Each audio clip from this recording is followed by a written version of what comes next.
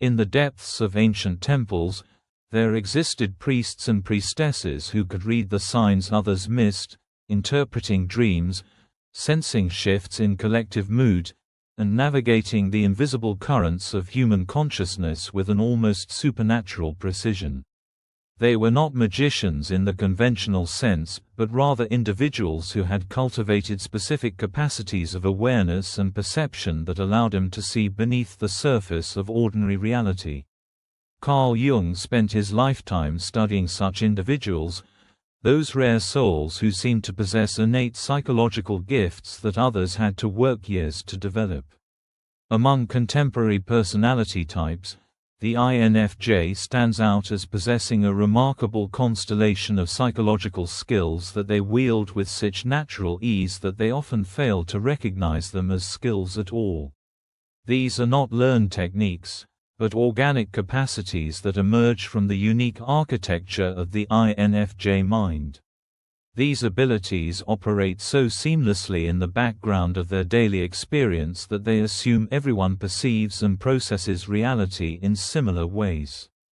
Only when they encounter others who lack these capacities do INFJs begin to realize that what feels normal to them is actually extraordinary, that they are operating with psychological instruments of unusual sensitivity and power.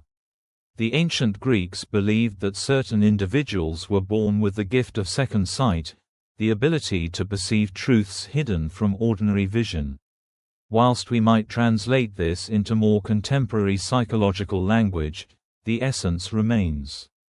Some people are equipped with perceptual and cognitive abilities that allow them to navigate the human world with remarkable skill and insight.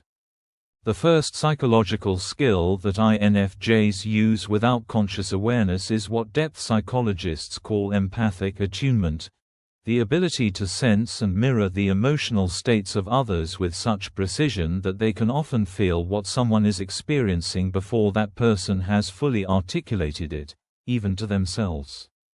This is not the simple emotional contagion that many people experience, where they catch the mood of those around them like a virus. Rather, it is a sophisticated form of emotional intelligence that allows the INFJ to simultaneously feel with someone whilst maintaining enough separation to understand what is being felt and why. They possess what Daniel Stern called affect attunement, which is the capacity to match not just the content of another's emotional experience but also its rhythm, intensity, and quality. When you speak with an INFJ about something that matters to you, they do not simply nod sympathetically or offer platitudes. Instead, they tune into your emotional frequency with such precision that you feel genuinely understood at a level that transcends words. They pick up on the micro-expressions that flash across your face, the subtle shifts in your vocal tone, the energy that emanates from your body, and they process all of this information instantaneously and unconsciously to create a remarkably accurate picture of your internal state.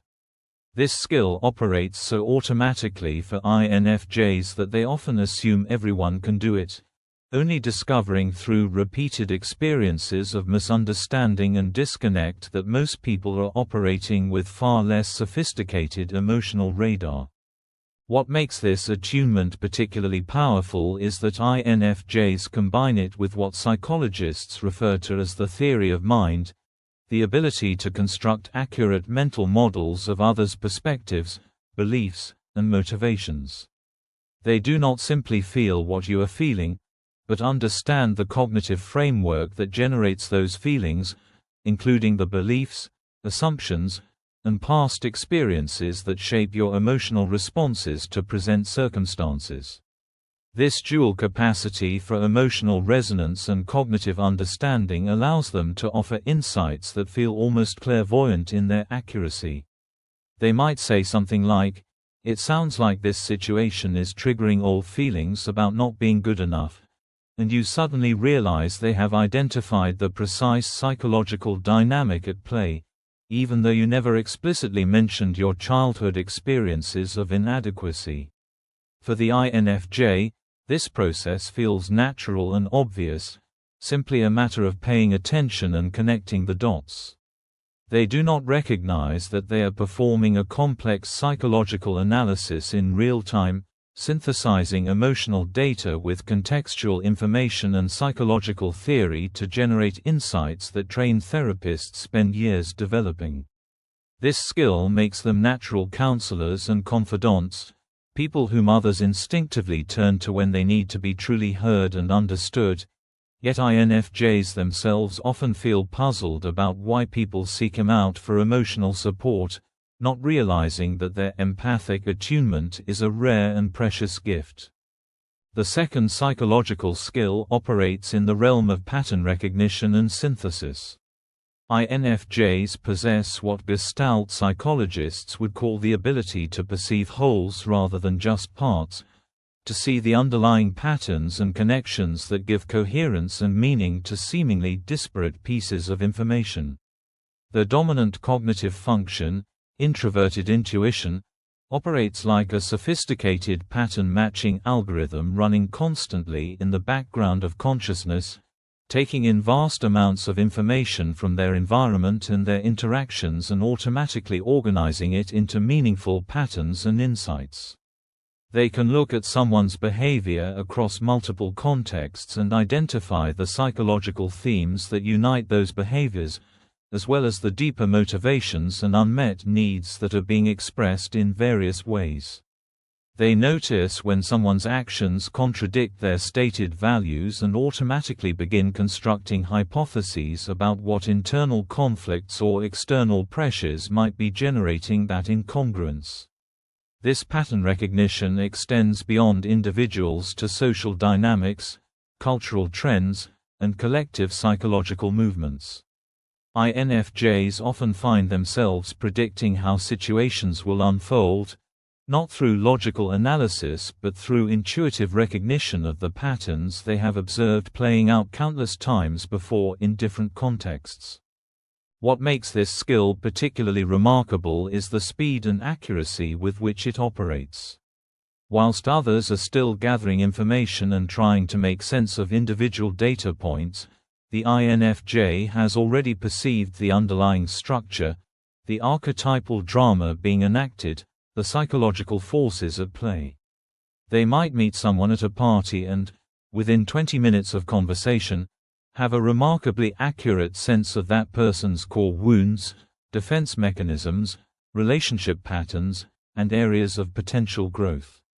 This is not because they are asking probing questions or conducting informal therapy sessions, but because their pattern recognition systems are automatically processing the information that emerges in casual conversation, connecting it to their vast internal database of human behavior and psychological dynamics. Malcolm Gladwell wrote about the power of rapid cognition in his book Blink, and INFJs embody this capacity for accurate snap judgments based on minimal information. However, they rarely trust these intuitions fully because they operate beneath conscious awareness, emerging as sudden knowings or gut feelings rather than logical conclusions supported by evidence. This can lead to a frustrating experience where the INFJ senses something important but cannot articulate exactly how they know it, leading them to doubt their own remarkably accurate perceptions. The third psychological skill manifests in their capacity for what might be called emotional alchemy, the ability to transform negative emotional experiences into sources of wisdom, compassion, and psychological growth. Jung wrote extensively about the opus of psychological transformation, the process by which we take the raw materials of our suffering and transmute them into gold through conscious reflection and integration. INFJs seem to possess an innate understanding of this alchemical process, automatically engaging in what psychologists call meaning-making when faced with difficult experiences. Rather than simply reacting to pain or trying to avoid it, they instinctively turn towards it with curiosity, asking what it might be teaching them, how it connects to larger patterns in their life, what it reveals about their values, needs, and areas for growth. This does not mean they are masochistic or enjoy suffering, but rather that they have an unconscious capacity to extract psychological and spiritual nutrients from even the most difficult experiences. They possess what Viktor Frankl called the last of human freedoms, the ability to choose one's attitude in any given set of circumstances, and they exercise this freedom automatically through their meaning-making processes. This emotional alchemy also extends to their interactions with others. When someone shares pain or difficulty with an INFJ, they do not simply offer sympathy or try to fix the problem. Instead, they help the person find meaning and potential growth within the struggle, gently reframing the experience in ways that open up new possibilities for understanding and transformation. They might help you see that your current career crisis is actually an opportunity to reassess what truly matters to you, or that the ending of a relationship is creating space for you to develop a more authentic relationship with yourself. These reframes are not offered as empty platitudes, but rather emerge from the INFJ's genuine understanding of how psychological growth works, and their recognition that our greatest challenges often become our most powerful teachers. This capacity for meaning-making and reframing operates so automatically that INFJs rarely recognize it as a skill.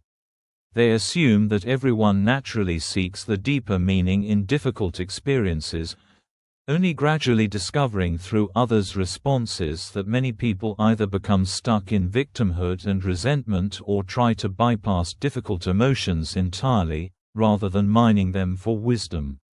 The INFJ's ability to sit with discomfort whilst simultaneously transforming it into insight represents a sophisticated psychological capacity that most people must work years to develop.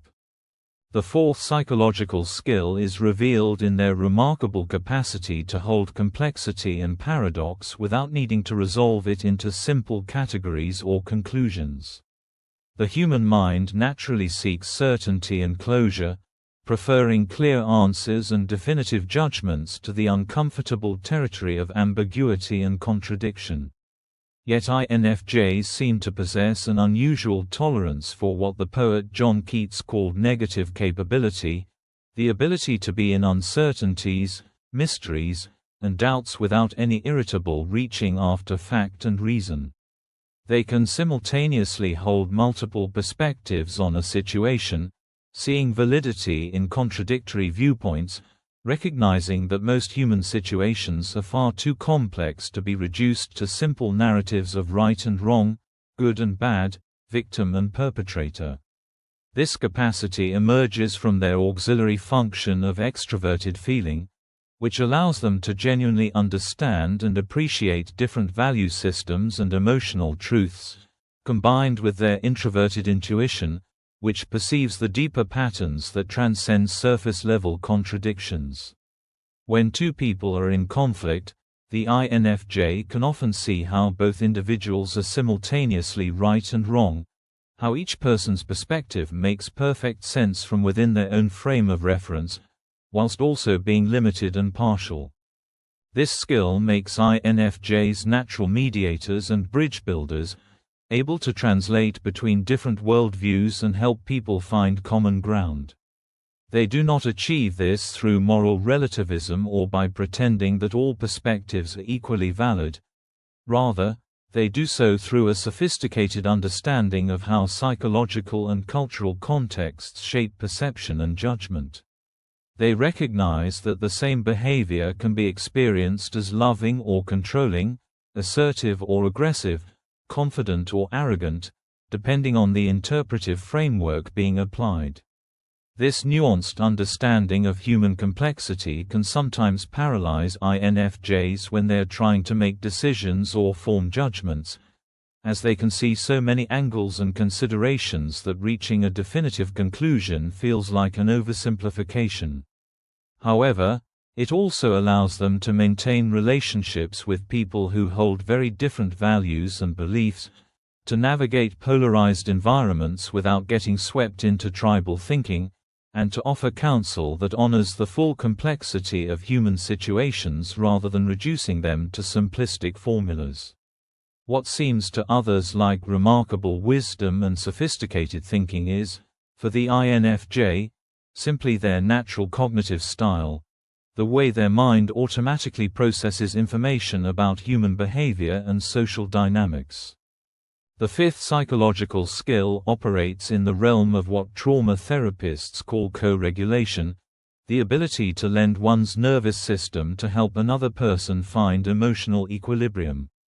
When someone is dysregulated, caught in the grip of anxiety, anger, or despair, the INFJ has an almost magical ability to help them return to a state of relative calm and centeredness.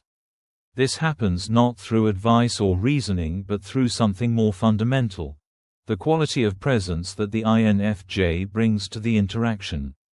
Their own nervous system, often highly regulated through years of introspection and emotional processing, serves as a tuning fork that helps others find their own center. The polyvagal theory, developed by Stephen Porges, explains how our nervous systems constantly communicate with each other through subtle cues of safety or threat. INFJs seem to be particularly skilled at sending signals of safety and acceptance, which allow others' defensive systems to relax. When you sit with an INFJ who is truly present, you feel your shoulders drop, your breathing deepens, and your racing thoughts begin to slow. This is not imagination, but a real physiological response to the regulated state of their nervous system and the quality of acceptance they offer. This co-regulatory capacity extends beyond individual interactions to group settings as well.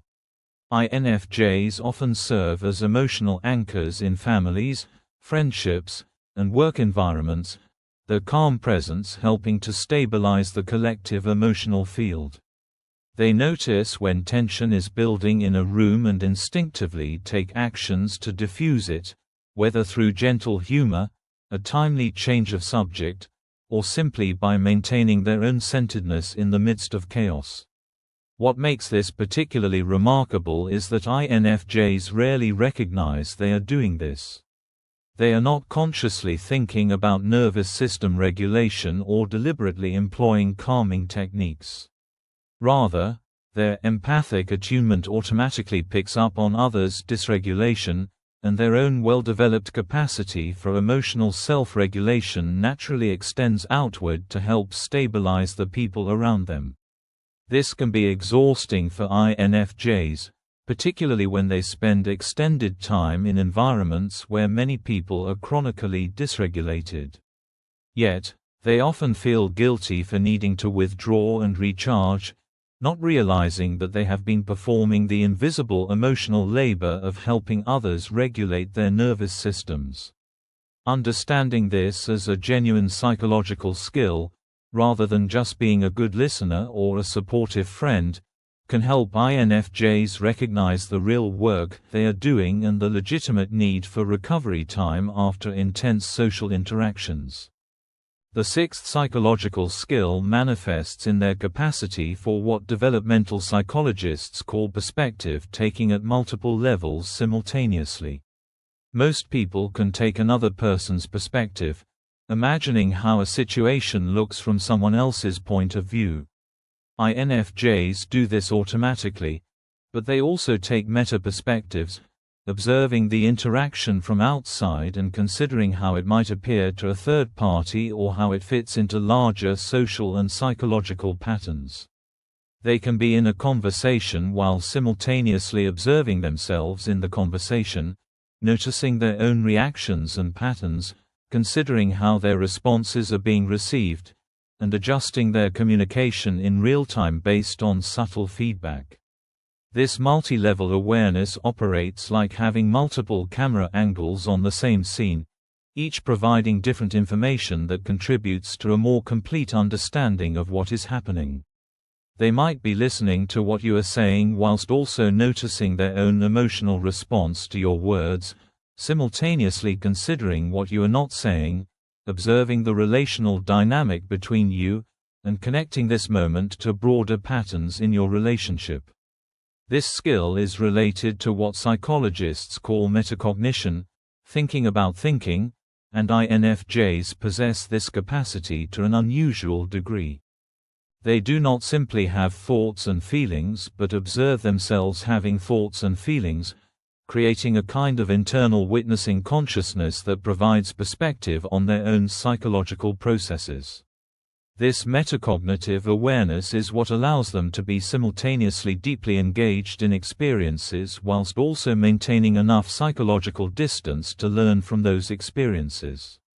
They can feel hurt by someone's comment, while also observing their own hurt, questioning whether their reaction is proportional to the present situation or is being amplified by past wounds, considering how to respond in a way that honors their feelings while also maintaining the relationship.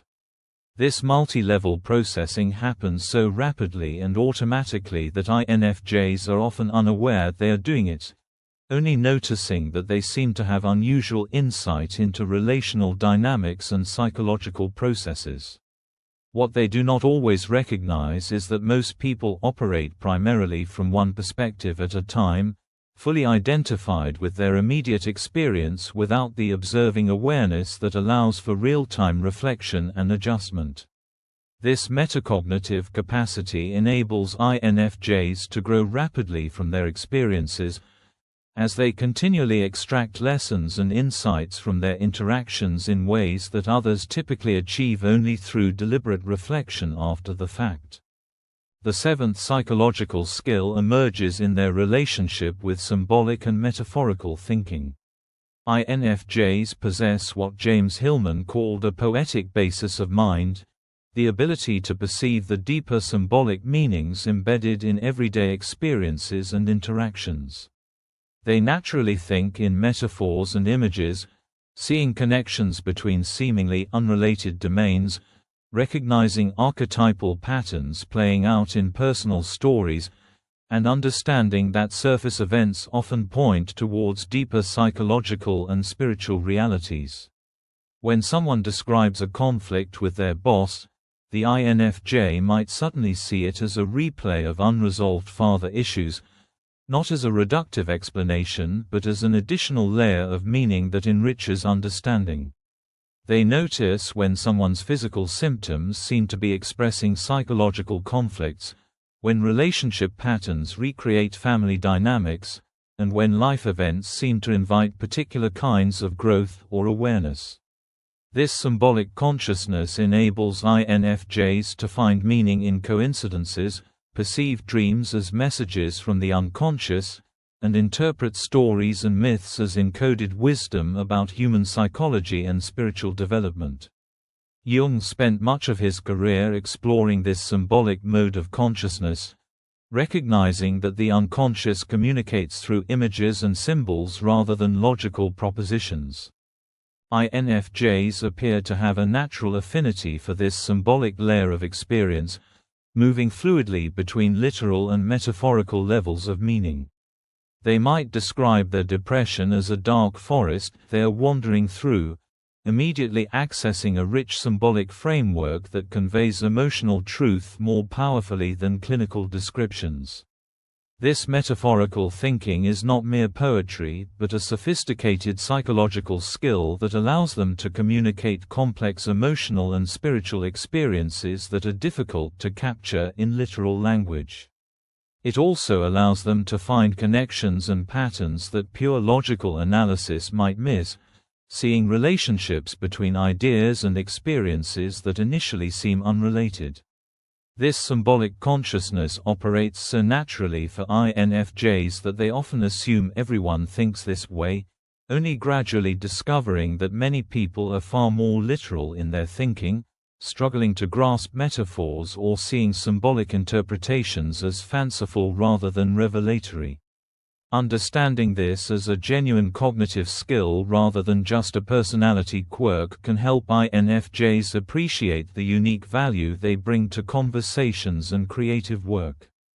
The eighth psychological skill reveals itself in their capacity for what might be called future sensing or temporal intuition, the ability to perceive potential trajectories and outcomes with unusual accuracy. This is not psychic prediction but rather a sophisticated form of pattern recognition that allows INFJs to see where current dynamics are likely to lead if they continue along the present course. They look at a new relationship and sense whether it has the potential for depth or is likely to remain superficial.